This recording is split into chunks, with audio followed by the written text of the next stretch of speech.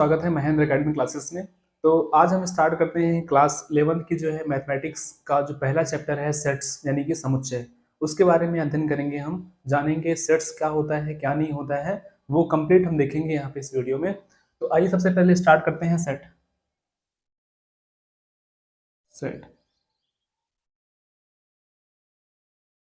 Set को आप जानते होंगे, सेट क्या है? समुच्चय है। क्या है ये? समुच्चय है। अब किसका समुच्चय है? कोई भी आंकड़ा अगर फैला हुआ है एक जगह से दूसरे स्थान पे, क्या है वो फैला हुआ है, उसको हम अगर एक जगह हम उसको संग्रहित कर लेते हैं, वो आंकड़ा जो होना चाहिए वो सुव्यवस्थित होना चाहिए, सुपरिभाषित होना चाहिए।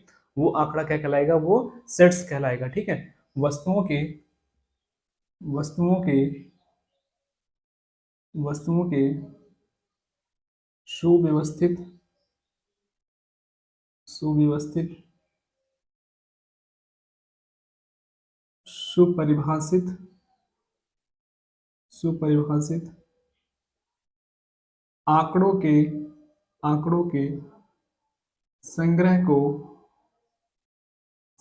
को समुच्चय कहते हैं। समुच्चय कहते हैं। ठीक है। जैसे मान लेते हैं कक्षा क्लास 10th में जो है, क्लास 11th में बहुत सारे विद्यार्थी बैठे हुए हैं। उसमें कुछ वर्ग के हैं लड़के हैं, कुछ वर्ग के क्या हैं लड़कियां हैं। अगर हम लड़कों को हम अलग कर दें तो हम कह सकते हैं कि लड़कों का समुच्चय, हम कह सकते हैं कि लड़कियों का समुच्चय। अब लड़कियों का कुछ ना कुछ नाम होगा, उसको हम समुच्चय के फॉर्म में रिप्रेजेंट करेंगे। समुच्चय को हमेशा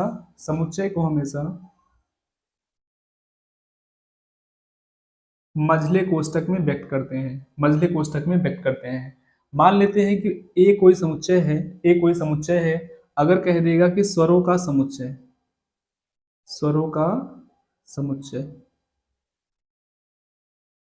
तो हम क्या लिखेंगे? ए बराबर, बताओ हमारे हिंदी वर्णमाला में कितने स्वर होते हैं?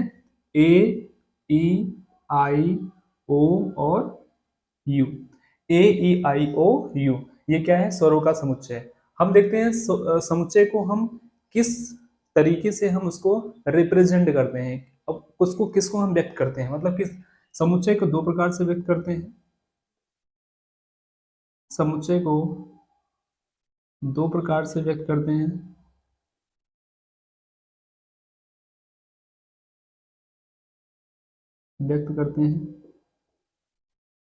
पहला, समुच्चय निर्माण विधि। समुच्चय निर्माण विधि। दूसरा क्या है? समुच्चय रोस्टर विधि। समुच्चय रोस्टर विधि। समुच्चय को हम दो प्रकार से व्यक्त करते हैं। पहला क्या है? समुच्चय निर्माण विधि, और दूसरा क्या है? समुच्चय रोस्टर विधि। समुच्चय रोस्टर विधि क्या है? मान लेते हैं कोई भी समुच्चय ए है, अगर वो आंकड़े जो है फैले हुए हैं आंकड़े, अगर उसको हम ए, ई अगर कह देगा स्वरों का समुच्चय, तो इस रूप में व्यक्त करेंगे, ए, ई, आई, ओ, यू, इस प्रकार। अगर इसमें कह देगा कि अगर ए कोई सेट है, एक्स सच दैट एक्स, ये क्या है? आंकड़ा, मतलब कि x एक प्रकार का स्वर है जो कि क्या है? बिलोंग्स टू क्या है? स्वरों का समुच्चय। स्वरों का समुच्चय। समुच्चय किसके? हिंदी वर्णमाला के स्वरों का समुच्चय। ठीक है। हिंदी वर्णमाला के स्वरों का समुच्चय। अगर कह देगा कि यहाँ पे अगर कोई कह देगा कि x such that x Bharat के प्रधानमंत्रियों का समुच्चय, भारत के प्रधानमंत्रियों का समुच्चय, भारत के प्रधानमंत्री के समुच्चय।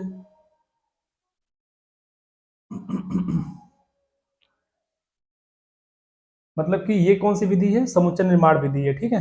आप यहाँ पे लिख सकते हो, आप कोई सेट है तो आप निकाल ले सकते हो भारत का प्रधानमंत्री मतलब जवाहरलाल नेहरू, जवाहरलाल नेहरू, जवाहरलाल नेहरू। इसके बाद लाल बहादुर शास्त्री, लाल बहादुर शास्त्री, इंदिरा गांधी, इंदिरा गांधी, मोरारजी देसाई, मोरारजी देसाई। ठीक है। ऐसे डॉट डॉट डॉट बहुत सारे होंगे।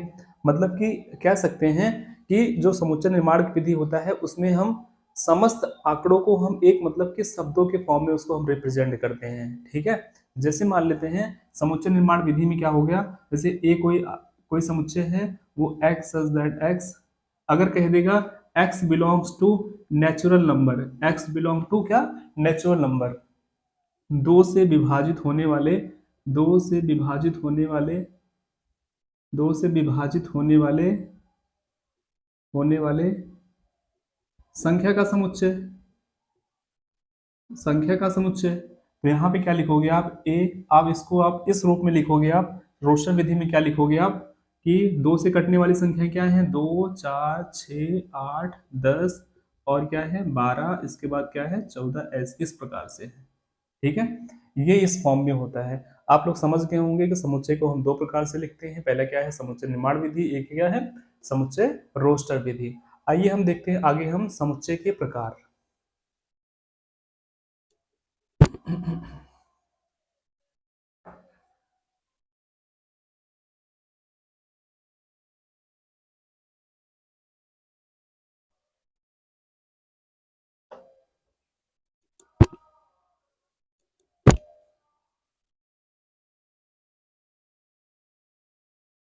टाइप्स ऑफ सेट, समुच्चय के प्रकार। समुच्चय के प्रकार में देखते हैं, समुच्चय बहुत सारे प्रकार के होते हैं, उनमें हम एक एक को हम मतलब कि जल्दी कोशिश करेंगे डिस्कस करने की। सबसे पहला रिक्त समुच्चय।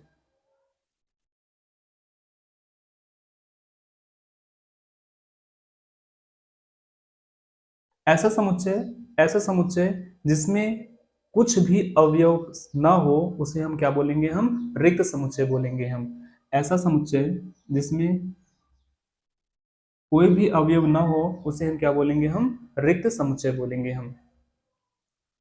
एकल समुच्चय, एकल समुच्चय जिसमें जिसमें केवल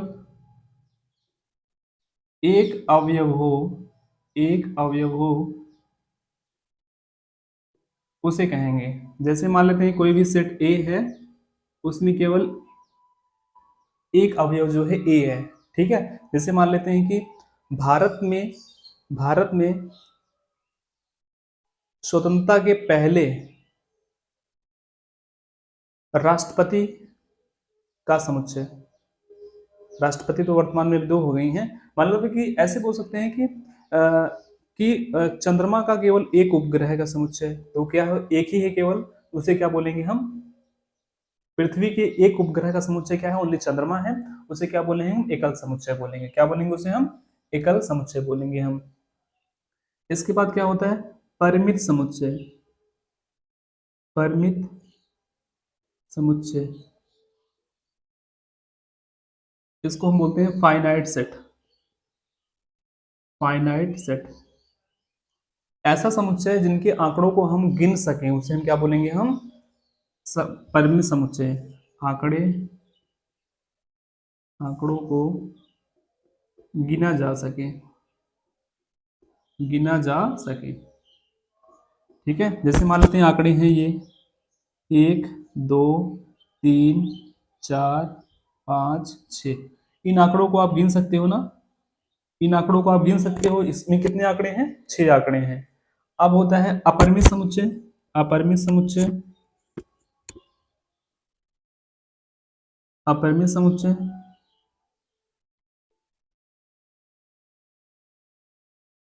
ऐसे आंकड़े जिनके इनके आंकड़ों को हम गिन ना सकें उसे हम क्या बोलेंगे, हम अपरिमित समुच्चय बोलेंगे। आंकड़ों को आंकड़ों को आंकड़ों को काउंट ना कर सकें यानी गिन ना सकें, ठीक है। यानी कि n 1 2 3 4 5 इनफाइनाइट, ये आंकड़े जो है इनफाइनाइट तक हैं, इनके आंकड़ों को हम काउंट नहीं कर सकते, ये इनफाइनाइट तक है मतलब कि अपरिभाषित है, न जाने कहाँ तक है ये आंकड़े, इसको हम काउंट नहीं कर सकते, इसे क्या बोलेंगे, अपरिमित समुच्चय बोलेंगे हम, ठीक है। और अगर हम बात करें अपरिमित समुच्चय हो गया, रिक्त समुच्चय, एकल समुच्चय, ठीक है। इसके बाद हम बात करते हैं इसके बाद हम बात करते हैं यूनियन की बात करते हैं। क्या बात करते हैं? ए यूनियन बिल, इसको बोलते हैं सम्मिलन समुच्चय। क्या बोलेंगे हम? सम्मिलन समुच्चय। सम्मिलन समुच्चय, सम्मिलन समुच्चय किसे बोलते हैं? ऐसे समुच्चय जो ए का अवयव और बी को अवयव को अगर हम कंप्लीट मिला दें उसे हम क्या बोलेंगे? हम सम्मिलन समुच्चय बोलेंगे। जैसे मान लेते हैं कि ए बराबर जो है, ए बराबर आर्टिकल 1 2 3 4 5 है, और बी बराबर जो है 4 5 6 7 8 9 है। अगर बात करें ए यूनियन बी, क्या हो जाएगा? ए यूनियन बी क्या हो जाएगा? सारे अवयव को अगर हम ज्वाइंट कर दें उसे हम क्या बोलेंगे? हम समुच्चय सम्मिलन समुच्चय बोलेंगे। 1 2 3 4 5 6 7 8 और 9, इसे क्या बोलेंगे? हम सम्मिलन समुच्चय बोलेंगे। ठीक है। इसके बाद आता है सर्वनिष्ठ समुच्चय। सर्वनिष्ठ समुच्चय, सर्वनिष्ठ समुच्चय, इसका हम ग्राफ देख लेते हैं। इसका ग्राफ क्या होगा? जैसे मान लेते हैं कि ए कोई है, ए कोई समुच्चय है, अगर वो बी कोई समुच्चय ये है, तो इसको सम्मिलन समुच्चय तब कहेंगे जब सारा ग्राफ जो है वो पूरा क्या हो जाए? भर जाए। ठीक है, उसे क्या बोलेंगे? हम सम्मिलन समुच्चय। यानी कि हमको पूरा कंप्लीट लेना है तो ये हो जाएगा ए यूनियन बी। सर्वनिष्ठ समुच्चय का ग्राफ कैसा होता है? जैसे मान लेते हैं कि कोई ग्राफ ए है, कोई ग्राफ क्या है? बी है, जो दोनों में कॉमन हो, जो दोनों में कॉमन हो उसे क्या बोलेंगे? हम सर्वनिष्ठ समुच्चय बोलेंगे। यानी कि इसको भी लेना है, ये लेना है, ओनली ये लेना है। ठीक है, ये इसको क्या बोलेंगे? हम सम्मिलन। इसको हम क्या कंप्लीट क्या बोलेंगे? हम इसको हम कंप्लीट बोलेंगे। क्या बोलेंगे? हम A union B. A union B. अब जो दोनों ग्राफ जो है यहाँ पे है, जो कॉमन है, दोनों में जो एरिया कॉमन है उसे हम क्या बोलेंगे? हम सर्वनिष्ठ समुच्चय, यानी कि ए इंटरसेक्शन बी। इसको हम क्या बोलेंगे? हम ए इंटरसेक्शन बी। देख लेते हैं यहाँ पे, यहाँ पे देख लेते हैं, इसको हम रफ करते हैं।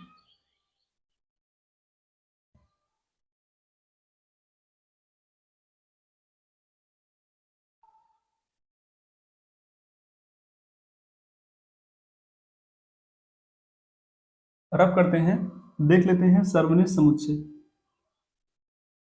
सर्वनिष्ठ समुच्चय,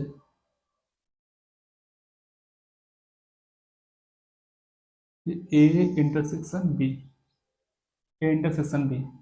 इसका हमने ग्राफ बनाया था कि एक ग्राफ ये है, बी ग्राफ ये है, दोनों में ये वाला एरिया कॉमन है, तो इसको हम क्या बोलेंगे? हम सर्वनिष्ठ समुच्चय, सर्वनिष्ठ समुच्चय बोलेंगे। ठीक है, ये क्या हो जाएगा? ए इंटरसेक्शन बी हो जाएगा। अगर हम बात करें ए बराबर कोई आर्टिकल है 1 2 3 4 5, बोलो बी बराबर कोई है 4 5 6 7 8 और 9, इसमें से कॉमन क्या है? इसमें से कॉमन ये रहा 4 यहाँ भी है, 4 यहाँ भी है, तो बताओ ए इंटरसेक्शन बी कितना हो जाएगा? ए इंटरसेक्शन बी क्या हो जाएगा? 4 और 5। मतलब दोनों में क्या कॉमन है? 4 और 5 कॉमन है, इसलिए इसे क्या बोलेंगे? हम सर्वनिष्ठ समुच्चय बोलेंगे। आइए देख लेते हैं। और ए बराबर क्या है? ए बी सी डी और ई। यहाँ पे बी बराबर क्या है? स्वरों का समुच्चय, ए ई आई ओ यू। इसे इंटरसेक्शन जब हम लेंगे, ए इंटरसेक्शन बराबर बी क्या हो जाएगा? तो दोनों में कॉमन हो, दोनों में कॉमन क्या क्या है? ए कॉमन है, इसके बाद क्या है? ई कॉमन है। ये क्या हो जाएगा? सर्वनिष्ठ समुच्चय हो जाएगा। क्या हो जाएगा? सर्वनिष्ठ समुच्चय हो जाएगा। इसके बाद देख लेते हैं